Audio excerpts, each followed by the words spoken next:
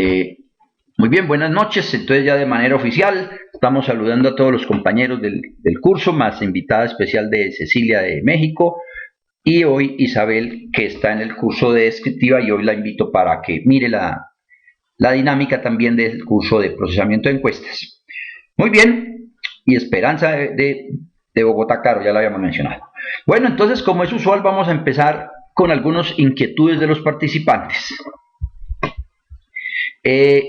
En la lupa le voy a dar al menos para que vean mejor la pantalla, o ustedes la pueden ampliar o disminuir en la lupa que tienen a la derecha. Con mucho gusto, Isabel. Luego te iré presentando poco a poco. Muy bien, entonces tenemos una primera inquietud y apunta a lo de valores perdidos. Valores perdidos los manejamos en una de las sesiones, se habló de ellos, pero surgieron precisamente a raíz de los videos unos interrogantes. Y los voy a abordar, aunque es un tema que podría dar para más. ¿Qué tenemos? Un primer interrogante es, para una muestra determinada, ¿hay un límite aceptado de valores perdidos? ¿Un porcentaje o algo así? Bien, lo que yo puedo mencionar y lo que se ha leído y he experimentado, pues no, realmente las normas que usualmente nos colocan como algunas especies de paradigmas o algunas normas empíricas, yo no he sido muy de acuerdo con ellas, en general, no solo de valores perdidos, sino en todas. Valga decir, normas que nos imponen un coeficiente de variación de determinado valor, unos R's de coeficientes de correlación que se mueven en determinados rangos, pues no es lo que observo como adecuado siempre. La situación es que cada caso hay que analizarlo a la luz de los objetivos. Entonces, si yo tengo una muestra donde se trabajó con las confiabilidades requeridas, se trabajó adecuadamente con la prevalencia, si es que era una fórmula para proporción, y por decir algo nos dio 580, pues yo no puedo decir que un 10% sea bueno, ni que un 5%, porque ese 580 de alguna manera tiene que ver con la variable objeto de estudio. Entonces, lo que yo tendría que, digamos, como tener muy en cuenta es si esa variable que estoy analizando, que fue la eje para tamaño de muestra, realmente me permitiría a mí tener una flexibilidad. Valga decir entonces que no podemos perder de vista, como siempre, es esa variable con la cual construimos el tamaño de muestra. Ahora, si por alguna razón nosotros también definimos tomar un 20% más de la cuenta, buenas noches María Elena, un 20% más para evitar precisamente la no respuesta, estamos hablando de encuestas, pues de hecho yo ya tendría una holgura y podría perder de alguna manera esos valores perdidos, ¿sí?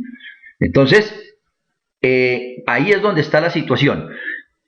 Tomar un poco más en el tamaño de muestra original me permite y me da una holgura de yo poder no tener de alguna manera todos los datos, porque es que hay muchas maneras de que no me los entreguen.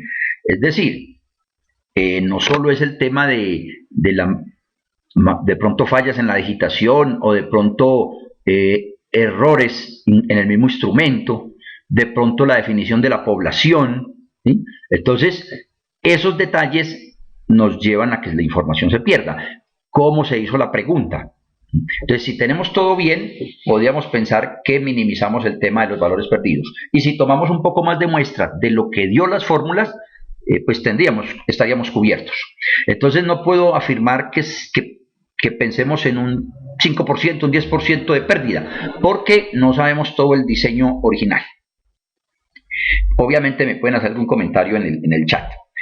El segundo interrogante en este tema es, ¿qué pasa si simplemente decido no analizar esos datos? Y si se pierde, aquí nos hablan un poquito de la precisión, mejor, la confianza y el error. Bueno, efectivamente eso sí es cierto, pero en el mismo sentido. Con el mismo ejemplo, si yo tengo 580 de muestra y se pierden, por decir algo, 100, pues entonces realmente mi muestra es 480.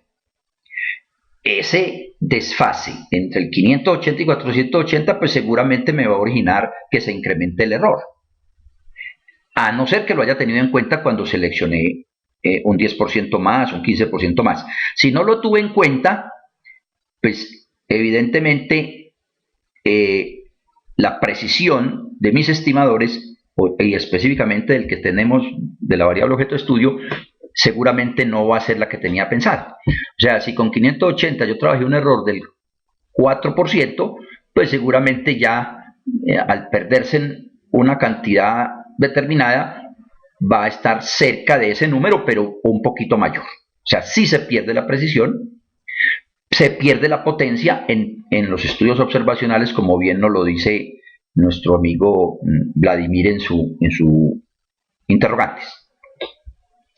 Y el tercer punto que nos habla es si se decide hacer una imputación, como la planteada por usted, o sea, la que hice en alguna charla en video. A ver, primero les acuerdo que imputación viene del término de tratar de estimar esos valores perdidos. Marielle, voy a devolverme entonces a la original para refrescar y vuelvo y avanzo. Muy bien, recuerda que con el más, la lupa a la derecha, puedes traer un poquito más el texto. Bien, entonces mencionaba que imputación es el lenguaje que ha surgido para llenar los valores perdidos. Y hay muchas maneras de hacerse, o varias maneras, ¿sí? Entre ellos, los mencionamos también en su momento, el tema de cuando son variables cualitativas, se habla de la moda, que puede ser uno de los valores a llenar. Cuando se tienen variables cuantitativas, la media surge como una de las más favoritas, pero yo ya lo he mencionado, no es necesariamente la mejor, porque si el promedio está originado en una distribución con mucha variabilidad, pues evidentemente no es el mejor valor para estimar otros. Ahora, hay otros procedimientos en los cuales nos apoyamos en otros valores del mismo caso, o sea, de la misma persona. Si una persona dice que tiene 28 años y el número del perdido es número de hijos, pues uno puede tener una idea más aproximada de cuántos hijos fluctúan las demás personas de esa edad. Es poco probable que le pongamos en una persona de 28 años, si se nos perdió el número de hijos, no le vamos a poner 4 o 5, siempre y cuando sepamos que la distribución de las personas aproximadamente de esos años tienen 0, 1 o 2 hijos. Entonces ahí hay muchos detalles, muchas reflexiones, ¿sí? Me solicitaba si hay algún documento adicional. Voy a enviarles un artículo que encontré. Como siempre lo hago al finalizar la sesión, voy a enviar entonces un documento sobre valores perdidos donde se hacen algunas reflexiones adicionales. ¿Comentarios hasta acá? Hay otro punto que también quiero destacar. Si voy a estimar usando el tema de una regresión, que es muy factible que pueda estimar en el tema de ventas, en el tema de utilidades, ingresos, egresos, yo puedo utilizar un modelo de regresión para estimar un valor o las mismas series de tiempo. En esos casos, podría uno pensar que un modelo matemático me sirva para estimar ese número, el perdido, hacer una especie de interpolación. Pero entonces ahí sí se pueden medir los errores también, que era otra de las preguntas. ¿Por qué? Porque realmente en un modelo de regresión o en general los modelos me permiten calcular intervalos de confianza para esos estimadores. Y con ese intervalo es que uno podría mirar entonces qué tan próximo o qué tanto es la precisión de esa estimación precisamente. Todo eso depende entonces de la variabilidad del dato, pero no podríamos salir pues digamos que aquí son ideas muy generales. Ahí tome agüita. Bueno, comentarios adicionales en esta primera partecita. Tenemos este primer video de 9 minutos, creo que lo voy a dejar acá porque es un tema de valores perdidos y no voy a mencionarlo en el resto de la charla. ¿Comentarios? Entonces vamos a parar este primer videito acá.